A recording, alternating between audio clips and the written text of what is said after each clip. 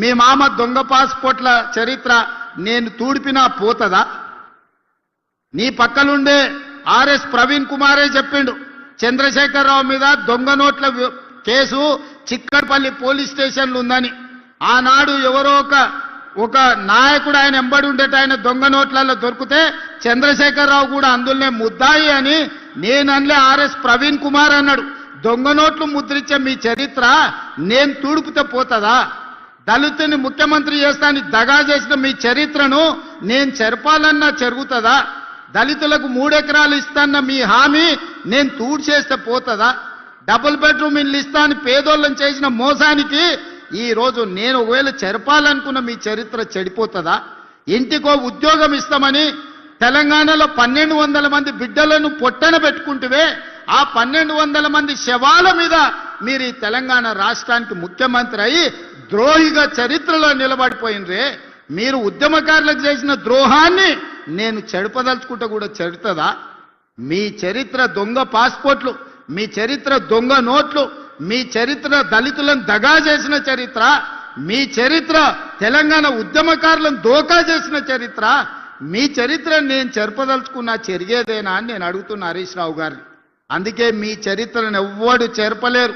శాశ్వతంగా తెలంగాణ ద్రోహిగా పాపాల భైరవుడుగా తెలంగాణ ఉన్నంతకాలం చంద్రశేఖరరావు పాపాల భైరవుడు అని తెలంగాణ చరిత్రలో ఉంటుంది హరీష్ రావు గారు. దీన్ని ఎవ్వరు చెరపలేరు. ఇది తెలంగాణ సమాజానికి అంత తెలుసు. అందుకే నేను ఏం ప్రయత్నం చెయ్యా, మీ చరిత్రను కావాలంటే మా కార్యకర్తలకు చెప్పి గోడల మీద రాపిస్తా ఎప్పటికి ఉండేటట్టు. మా రామ్మోహన్ రెడ్డి గారు సూచన ఎత్తున పరిగెంత రాపిరు ఆయన పాస్పోర్ట్ల దందా దొంగ నోట్ల దందా గురించి గోడల మీద రాపిస్తే కానీ వాళ్ళ గొప్పతనం ప్రజలకు తెలియదు. ఏదేమైనా స్క్రీన్ మీద మా అక్కలు ఉన్నారు. మా అక్కలను ఒకటే మాట అడగదలుచుకున్నా, ఆ ఎల్ల బతుకమ్మ చీరలు మీకు ఇచ్చిర్రు, ఎన్నడన్నా కట్టుకున్నారా అక్క? తలుపు మూసన్న కట్టుకునే పరిస్థితి ఉండేనా? బతుకమ్మ చీర ఇయ్యాలి, తీసుకుపోయి పిట్టల్ని బెదిరియడానికి బాయికాడ కట్టేయాలి. అవునా? మనం వేసిన పంట మొక్కజొన్ననో అదో ఇదో ఉంటే పిట్టలు వాళ్ళకుంటే బెదిరియడానికి ఆడ అడ్డం కట్టేది. ఇవాళ మా అక్కలు ఇందిరమ్మ చీరిస్తే పాలపిట్టలాగా కట్టుకొని వచ్చారు. చీర అంటే గిట్లుండాలి. తమ్ముడు సార పెడితే ఆ చీర కట్టుకొని అక్కలందరూ ఇవాళ ఆశీర్వదించడానికి వచ్చిండ్రు. నేను ఒక్కటే మాట చెప్పదలుచుకున్న, సవాలు విసిరదలుచుకున్నా. మేం రేషన్ కార్డులు ఇచ్చినోళ్ళు, మేం సన్నబియ్యం ఇచ్చినోళ్ళు, మా అక్కలు ఇవాళ ఆర్టీసీ బస్సులో రాష్ట్రమంతా ఉచితంగా ప్రయాణం చేస్తున్నారు.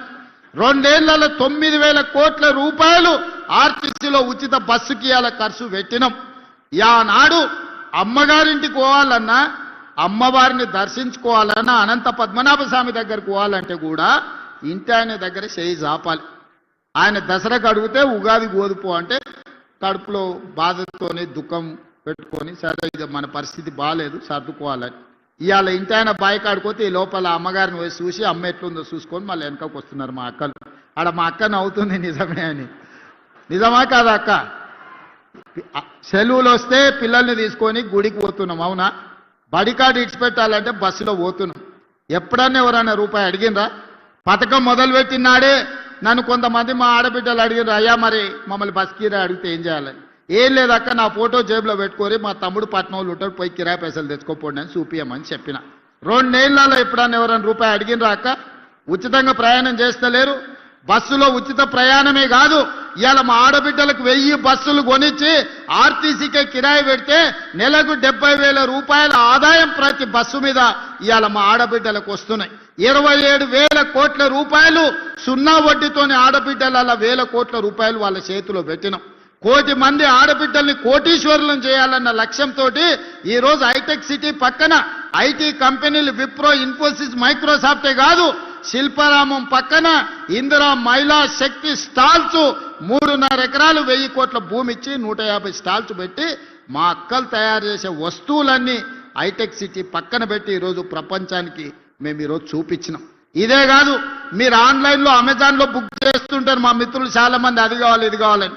ఇవాళ రేపు మా అక్కలు తయారు చేసే పిండి వంటల నుంచి వాళ్ళు తయారు చేసే చేతి వస్తువుల వరకు అమెజాన్లో ఈరోజు అందుబాటులోకి తీసుకొచ్చినాం.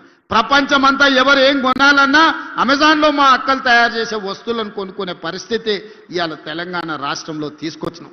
ఒక పక్కన రైతులకు ఆనాడు చంద్రశేఖరరావు అన్నాడు, ఒరేసుకుంటే ఉరేసుకున్నట్టే అని. కానీ మన ప్రభుత్వం వచ్చినాక నేను చెప్పిన వరి వెయ్యండి, సన్న ఒట్లు పండించండి, గిట్టుబాటు ధరనే కాదు 500 రూపాయల బోనస్ ఇస్తామంటే ఈ రోజు దేశంలోనే ప్రతి సంవత్సరం 1,55,00,000 మెట్రిక్ టన్నులు ప్రతి సీజన్ లో ఇవాళ ఒట్లు పండించి దేశంలోనే అత్యధికంగా వరి పండిస్తున్న రాష్ట్రంగా తెలంగాణ ఒక ప్రతిష్టను సాధించింది. 500 రూపాయల బోనస్ ఇచ్చి ఇవాళ ఒట్లు కొంటున్నాం. తాండూరు కందులకి ఈ రోజు మంచి మార్కెట్ తీసుకురావడానికి ప్రయత్నం చేస్తున్నాం.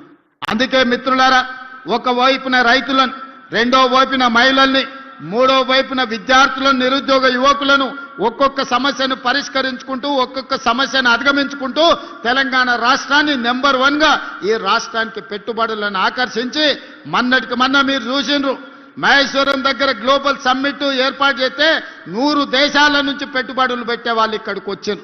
ఇవాళ ఒక గొప్ప ఫ్యూచర్ సిటీని 30,000 ఎకరాలలో ప్రపంచంని తలదన్నే విధంగా ఒక గొప్ప నగరాన్ని ఈరోజు మనం నిర్మించుకోబోతున్నాం. ఇవాళ మన ఏరియాలో పారిశ్రామిక వాడలను తెస్తే మన నిరుద్యోగ యువకులకు ఉద్యోగ ఉపాధి అవకాశాలు వస్తాయి. అందుకే మిత్రులారా, ఈరోజు సంక్షేమాన్ని అభివృద్ధిని కొనసాగించాలి అంటే మీరు నిండు మనసుతో ఆశీర్వదించాలి. ఈరోజు చిన్నదో పెద్దదో తప్పిదం జరిగితే అది మళ్ళా సరిదిద్దుకోలేంది. పాముకు పాలు పోసినట్టే బీఆర్ఎస్కి ఓటు వేస్తే, ఎందుకంటే కడుపు నిండా విషమే.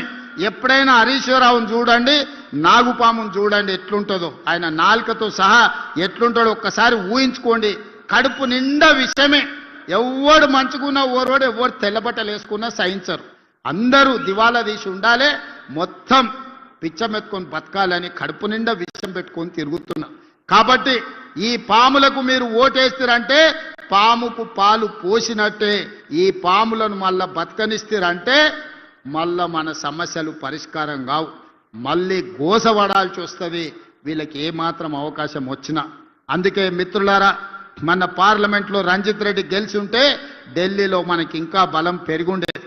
ఇవాళ డాక్టర్ రంజిత్ రెడ్డి ఈ ప్రాంత అభివృద్ధిలో ప్రభుత్వం వైపు నుంచి కూడా మీకు అండగా నిలబడతాడు. మీరందరూ